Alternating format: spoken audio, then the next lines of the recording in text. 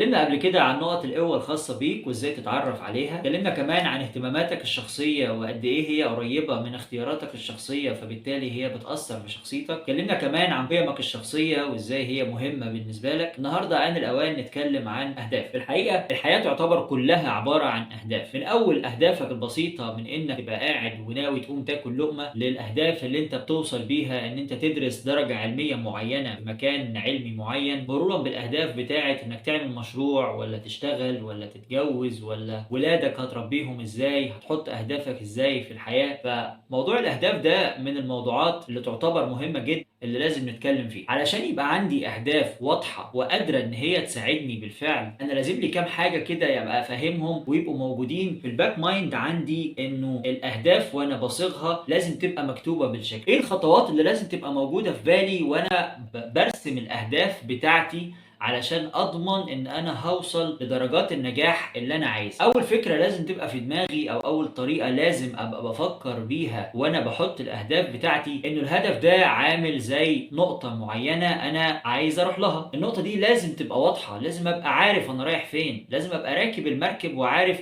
المركب دي متجهه رايحه فين، والا هتفضل المركب تلف حوالين نفسها تلف حوالين نفسها وفي الاخر مش هستفيد حاجه ولا هوصل للنقطه اللي انا عايزها. صرف النظر عن تقييمك للنقطه دي اذا كانت صح ولا غلط، انا مش بحكم عليك باي شكل من الاشكال، ولكن هدفك لازم يبقى واضح قدام عينيك ولازم تبقى عارف انت رايح فين، والا هتبقى بتتحرك لمكان غير معلوم، فاي مكان اما هيرضيك او مش هيرضيك ابدا. النقطه الاولى اللي لازم تبقى واخدها حاططها في دماغك وانت بتحط اهدافك، ان الهدف لازم يبقى هدف محدد، لازم يبقى هدف واضح، لانه اللي مسافر بلد معينه علشان يشتغل ويعمل فلوس مش هو نفس الشخص اللي مسافر نفس البلد علشان هجره. ده مسافر لهدف وده مسافر لهدف، فبالتالي معرفتك للهدف بتاعك قادر يغير من الطريقه اللي هتشتغل بيها. النقطه الثانيه اللي لازم تاخد بالك منها هي انه الهدف لازم يبقى متقاس. الخطوه الاولى انت عرفت الهدف هو ايه، الخطوه الثانيه لازم يبقى متقاس. يعني حضرتك لما تقول لي فلوس انا هقول لك كام، بديهيات.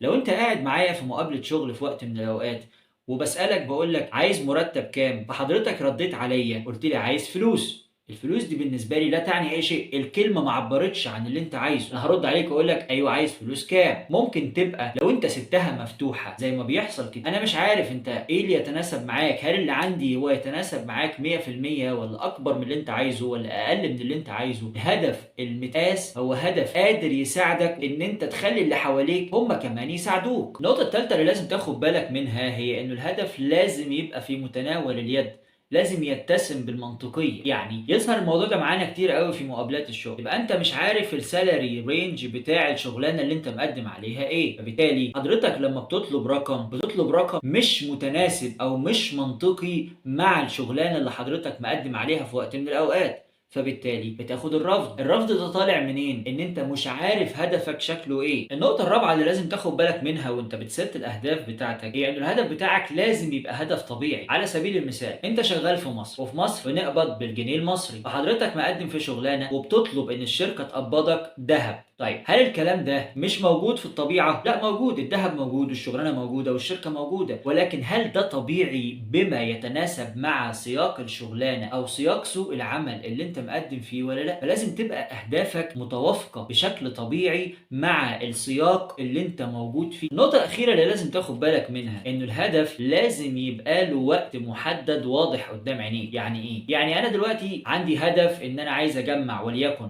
100,000 علشان انا عايز اتجوز، هدف طبيعي وحقيقي ومشروع. طيب من غير وقت افرض معايا ان انت حققت هدفك ده ووصلت وانت عندك 50 سنة، بما يجعلك خارج السياق الطبيعي بتاع الهدف انه يبقى مقبول. انت خرجت بره السياق ليه؟ علشان التايم وقع منك، الوقت وقع منك، وقتك في تحقيق الهدف وقع منك. اذا وانا بعمل الاهداف بتاعتي لازم لي اكتر من حاجة ابقى واخد بالي منها.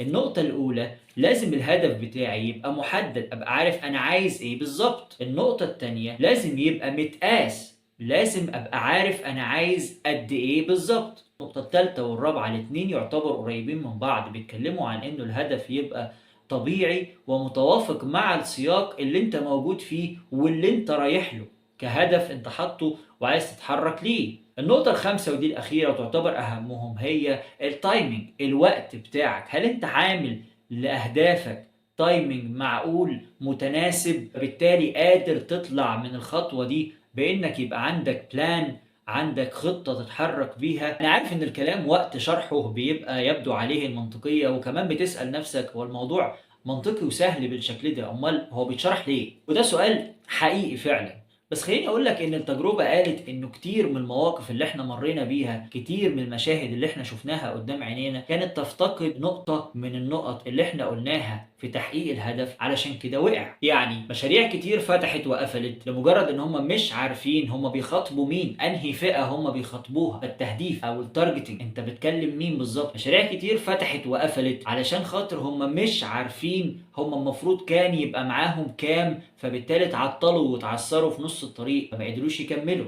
مشاريع تانية ما قدرتش تحدد الخطوات اللي هي المفروض تمشيها في تايمنج قد ايه، فبالتالي فاتهم فرص كتير قوي. النهارده لو انت فهمت معايا الخطوات اللي المفروض انت تعملها علشان يبقى عندك هدف واضح وقادر تتحرك عليه، يبقى انت كسبت وانا كمان كسبت.